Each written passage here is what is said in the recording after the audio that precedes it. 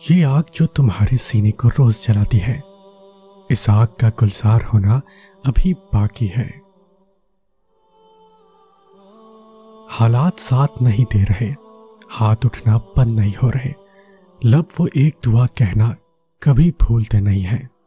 صبر جواب دینے لگا ہے، راستے نظر نہیں آ رہے، دل تھکنے لگا ہے، سب مخالف ہیں کہ دعا قبول نہیں ہوگی، مگر پھر بھی اپنے آپ کو دیکھو، کس طرح توکل رکھے ہوئے دعا مانگ رہے ہو، تو کیا پتا تم بس قبولیت کے قریب پہنچنے ہی والے ہو۔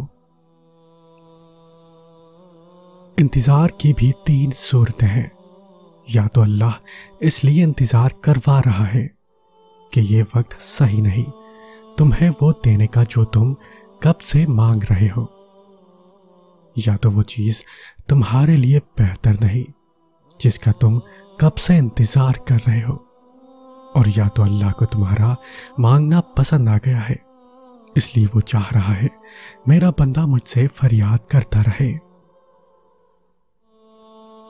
بس ہمت نہ ہارنا، اللہ کیا نہیں کر سکتا تم خود بتاؤ، وہ پالنے والا بڑا ہی کریم ہے، سب ہوگا، ہر دعا سنی اور قبول کی جائے گی، تم بس امید رکھنا اور صبر سے انتظار کرنا۔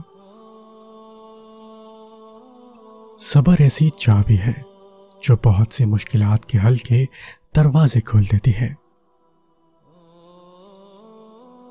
اور پھر تمہیں کیا معلوم کہ جب کوئی بھیگی آنکھیں سختی سے رگڑ کر، لمبی سانس کھینچ کر، تلخ مسکراہٹ لبوں پر سجائے، آسمان کی طرف دیکھے تو وہ ضبط کے کس انتہا پر ہوتا ہے۔ صبر سے رحمت کا انتظار کرو، بے شک جو چیز تمہارے لیے ہے وہ صرف تمہارے لیے ہے، بس دیر سے آنا کسی حکمت کی وجہ سے ہوتا ہے، اور وہ اللہ کی حکمت تمہاری سمجھ سے باہر ہے۔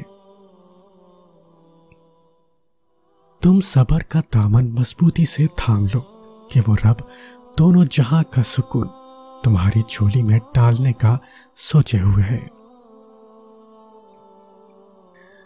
دیر ہو رہی ہے تو ضرور کچھ بہترین ملنے والا ہے، اگر کر رہے ہو صبر تو ضرور اس کا اجر ملنے والا ہے۔ ہو کر مایوس تم اگر پھر سے جینے آئے ہو تو ضرور تمہیں اس کا سہارا ملنے والا ہے۔ تم جتنا لوگوں کی تلخ باتوں کو برداشت کرو گے یا سہو گے، اتنا ہی اپنے رب سے جڑتے جاؤ گے۔ بے شک اللہ صبر کرنے والوں کے ساتھ ہے اور بہتر بدلہ لینے والا ہے، اس لیے ہر چیز مسکرا کر اللہ پر چھوڑ دیا کرو۔ یہ دنیا عارضی ہے، یہاں کے لوگ عارضی ہیں، ان کی باتیں عارضی ہیں، ان کے رویے عارضی ہیں، تو سہ جاؤ سب، جب ان عارضی چیزوں پر صبر کرنے سے تمہاری آخرت سنور رہی ہے۔ چھوڑ دو کسی سے شکایت کرنا، چھوڑ دو لوگوں کی باتوں کی وجہ سے خود کو برا سمجھنا۔ ممکن ہے جو تم دعا میں مانگتے ہو اللہ نے پہلے ہی تمہارے مقدر کا حصہ بنا دیا ہو، اور وہ تمہارے توکل اور صبر کو آزما رہا ہو، اور اسے تمہارا یوں بار بار مانگتے رہنا بہت پسند ہو۔ معجزوں سے پہلے تکلیفیں اکثر اپنی آخری حدوں تک پہنچ جاتی ہیں۔ اللہ تعالیٰ قرآن کریم میں فرماتا ہے، صبر کرو، بے شک قرآن کا وعدہ سچا ہے، اور یقین نہ رکھنے والے تم کو ہرگز بے وزن نہ پائیں گے۔ اس آیت میں اللہ نے آپ کو صبر کی تلقین کیوں کی ہے؟ کیونکہ یقین رکھنے والوں کی راہ بے یقین لوگوں سے زیادہ کٹھن ہوتی ہے۔ جب آپ یقین کا راستہ چنتے ہیں تو وہ راستہ ہر اس شخص سے بھرا ہوتا ہے جو آپ کو گمراہ کر سکے۔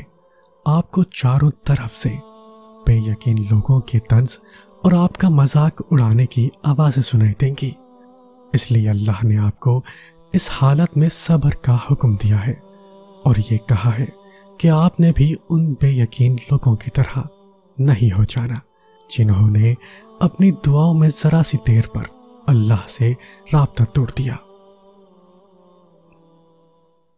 زندگی کی کتاب کے سب اوراق ہمارے مطابق نہیں ہوتے۔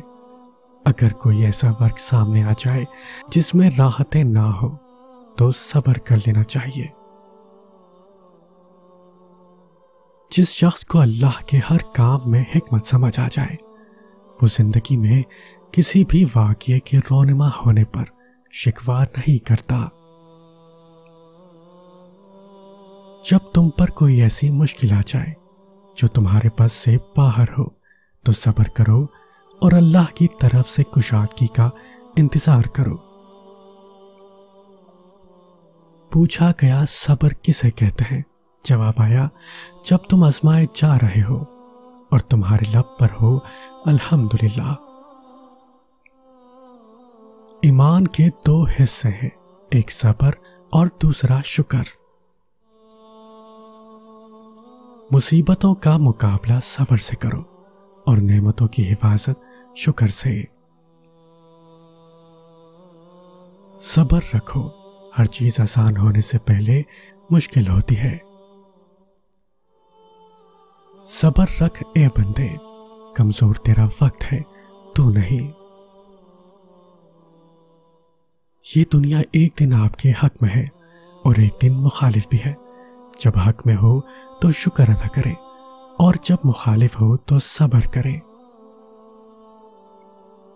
صبر ایک ایسی سواری ہے جو اپنے سوار کو گرنے نہیں دیتی، نہ کسی کے قدموں میں اور نہ کسی کی نظروں میں۔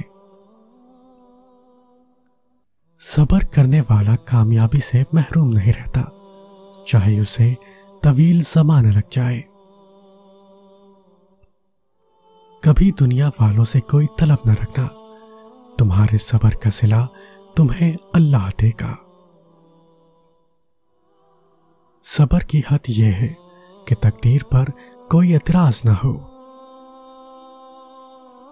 صبر اور نماز سے مدد لیا کرو، بے شک اللہ صبر کرنے والوں کے ساتھ ہے۔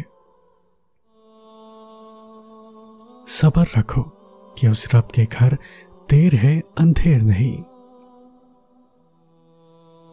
آپ صلی اللہ علیہ وسلم نے فرمایا کہ اللہ تعالیٰ فرماتا ہے کہ جب میں کسی مومن بندے کی محبوب چیز اس دنیا سے اٹھا لیتا ہوں پھر وہ ثواب کی نیت سے صبر کرے تو اس کا بدلہ جنت ہے۔